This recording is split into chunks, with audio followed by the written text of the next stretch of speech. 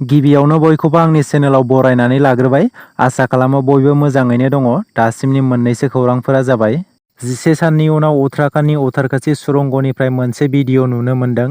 बे भिडिअआनो जादों सुरंग सिङाव थाबथानानै थानाय खामानि मावग्राफोरनि भिडिअ। बे भिडिअआ बयनिबो गोसोखौ रेजें मोनहोदों आरो गोजोन होदों। उत्तराखंडआव थानाय उत्तरकाशीनि सुरंगआव थाबथानानै थानाय खामानि मावग्राफोरनि भिडिअखौ इन्डस्क'प केमेरानि गेजेरजों नुनो मोन्दों। बे भिडिअनि गेजेरजों नुनो मोन्दों दि सुरंग सिङाव थाबथानानै थानाय गासै सा 41 खामानि मावग्राफोरा मोजां थासारियाव दङ। मख'नो गोनांदि थांनाय 12 नबेम्बर खालि उत्तराखंडनि उत्तरकाशीआव सुरंग बानायबाय थानाय समावनो मोनसे गिख्रंथाव जाथाया जादोंमोन। बे गिख्रंथाव जाथायाव गासै सा 41 खामानि मावग्राफोरा सुरंग सिङाव नांथानानै दङमोन। नांथानानै थानाय खामानि मावग्राफोरखौ रैखाथि होनो थाखाय रैखाथि हान्जाया सान-हर नाजागासिनो दङ। बेजों लोगोसे जाग्रा आदार, दै, मुलि आरो माखासे गोनां मुवा बेसादफोरखौ सुरंग सिङाव मोनसे पाइपनि गेजेरजों दैथायहरनाया सोलिगासिनो दङ। गोबां नाजानायनि उनाव 11 साननि उनाव इन्डस्क'पिक केमेरानि गेजेरजों नांथानानै थानाय खामानि मावग्राफोरनि मोनसे भिडिअखौ नुनो मोन्दों। उत्तराखंडनि गिबि मन्थ्रि पुष्कर सिंह धामीआ खोथा होदों दि थाबथानानै थानाय खामानि मावग्राफोरखौ थाबैनो रैखा खालामनाय जागोन। जाथाय जानाय थावनियाव सौहैनाय नखरनि सोद्रोमाफोरनि थाग्रा खुलि आरो जानायनि राहा खालामनानै होनाय जागोन होन्नानैबो उत्तराखंडनि गिबि मन्थ्रिया बुंथिबावदों। बेजों लोगोसेनो बर' हारिनि सानै नांथानानै थानाय रामप्रसाद नार्जारी आरो सन्जय बसुमतारीखौ बि.टि.आर.नि गाहाय खुंगिरि प्रमद बर' बिथांनि मदद होनायाव गंनै नखरनिफ्राय खौरां लानो उत्तराखंडनि उत्तरकाशीसिम दावबायलांबाय। व्हाट्सएप बाहायग्राफोरनि थाखाय जोबोरैनो मिथिनो गोनां खौरां। व्हाट्सएप बाहायनाय समाव माखासे गोनां बाथ्राफोरखौ मिथिनानै लायाब्ला नोंथांमोननि व्हाट्सएप एकाउन्टआ अरायसमनि थाखाय बेन जानो हागौ। व्हाट्सएप बाहायग्राफोरा बाहायनाय समाव सांग्रां जानाया जोबोद गोनां, नङाब्ला खैफोदाव गोग्लैनो हागौ। आथिखालाव व्हाट्सएपनि गेजेरजों सुबुंनि माखासे खामानिफोरा गोरलै जानानै फैदों। नाथाय माब्लाबा नोंथांनि व्हाट्सएपआ हरखाब बन्द जानानै फैयोब्ला माखासे जेंनाफोराव गोग्लैनो हागौ। व्हाट्सएप बाहायनाय समाव माखासे गोनां बाथ्राफोरखौ नोजोर होआब्ला व्हाट्सएपआ बेन जानो हागौ। व्हाट्सएप बाहायगिरिफोरा स्पेम मेसेज बायदिफोरनिफ्राय जानगाराव थानांगौ। स्पेम मेसेजफोरखौ ग्रुप एबा ब्रडकास्टिंनि गेजेरजों शेयार खालामोब्ला बे जाहोननि थाखाय नोंथांनि व्हाट्सएप एकाउन्टआ बेन जानो हागौ। बेनि अनगायैबो जेबो थि फोरमान गैयै नंखाय रादाब एबा फेक निउजफोरखौ शेयार खालामनायनिफ्राय जानगाराव थानांगौ।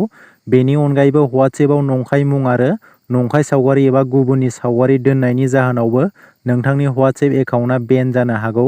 आथिखालाव व्हाट्सएप बायदिनो गुबुन एप्स जेरै व्हाट्सएप डेल्टा, जिबि व्हाट्सएप, व्हाट्सएप प्लास बायदि खैफोद गोनां एप्सफोरखौ बाहायोब्ला नोंथांनि व्हाट्सएप एकाउन्टआबो बन्द जानो हागौ। लोगोसे गोबां समाव नोंथांनि जिउआव खैफोदबो लाबोनो हागौ। बर' हारिनि थाखाय गोजोनथाव खौरां। साथाम बर' फिसाफोरा गावसोरनि थांखियाव जाफुंसार जानो हादों। बर' हारिनिफ्राय पुलिस बिफानाव गोदानै साथाम बर' फिसाफोरा DSP बिबान मोननो हादों। बे साथाम बर' फिसाफोरनि मुङा जादों फारियै बारदै बर', प्रिया बर' आरो ब्रेन्डन दैमारी। मोनसे दुखुनांथाव जाथाय। सनितपुर जिल्लानि सिङाव थानाय 1 नं तराबिल गामिनि सिन्ता सरगयारीनि 5थि फिसाजो सतिमा सरगयारीया दौलें लगायनानै गावनि जिउखौ फोजोबना लादों।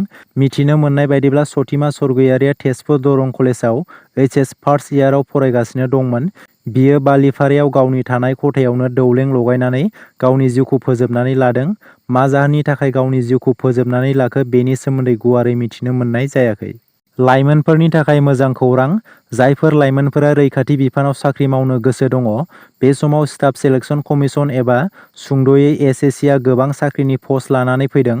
गासै 75,768 साख्रिनि मासिखौ लाइमोनफोरनि थाखाय लानानै फैदों SSC आ।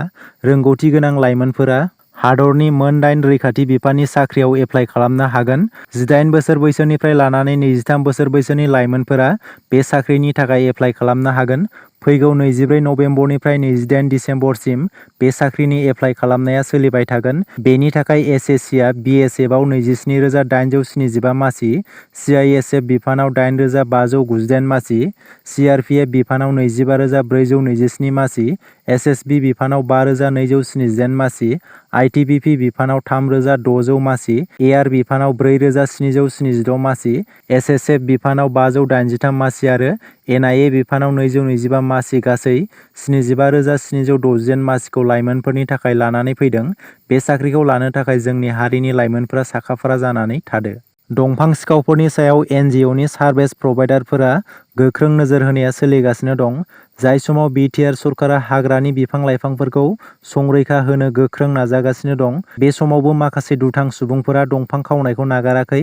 NGOनि सार्भिस प्रभाइडारफोरा गोख्रों सिग्रोमनायाव गोबां बिबांनि दंफां हमनो हादों। कक्राझार जिल्लानि सिङाव थानाय कसुगाव रेन्जआव हाग्रा बिफाननि आरो सार्भिस प्रभाइडारनि गोख्रों नोजोर होनायाव गंनै दंफांजों आबुं ट्रेक्टर हमनो हायो। बिटिआर सरकारा जेसेबां दंफांफोरखौ रैखा खालामगासिनो, नाथाय माखासे दुथां दंफां सिखावफोरा दंफां हाफायनायखौ नागाराखै। जेराव बिटिआर हाग्रा बिफाननि मावफारियाफोरा दंफां सिखावफोरखौ हमगासिनो दं, थेवब्लाबो माखासे दुथां दंफां सिखावफोरा दंफां खावनायखौ नागाराखै। एबसुनि बारग' बिबानगिरिफोरजों लोगोसे बर'नि माखासे आफादफोरा जथायै सावरायलायदों। बिटिआर आरो बिकेडब्लिउएसि गावखुंथायनि गेजेरजों बर' माहारिखौ बुहुमाव गोख्रों हारि दानायनि थांखिजों तामुलपुर जिल्ला एबसुनि मावख'आव बर'नि दैदेनगिरिफोरा जथायै सावरायलायदों।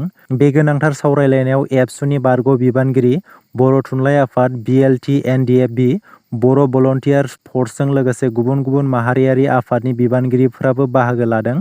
मख'नो गोनांदि बे सावरायलायनायनि गेजेरजों फैबाय थानाय समाव बर' हारिनि रैखाथिनि थाखाय गोख्रों खामानि मावनो एबसु आरो गुबुन गुबुन माहारियारि आफादनि सानसुमैफोरा थांखि लायो। बे हाबाफारियावनो मिरु एबसुनि आफादगिरि दिपेन बर' बिथाङा बाहागो लानानै बिटिआर गोरोबथानि दफाफोरखौ माबोरै मावफुंनो हागोन, बेफोर आयदाफोरखौ लानानै जथायै बे मेलाव सावरायलायनाय जादों होननानै बुंथिदों। बेजों लोगोसे बिटिआर गोरोबथानि दफाफोरखौ थाबैनो मावफुंजोबनो दुलाराय बर' फरायसा आफादा मिरु सरकार आरो रायजो सरकारखौ गोख्रों नारसिनगासिनो दं होननानै दिपेन बर' बिथाङा बुंथिबावदों। दासिमनि मोननैसो गोनां खौरांफोरा बेनोमोन। गोजोन्थों।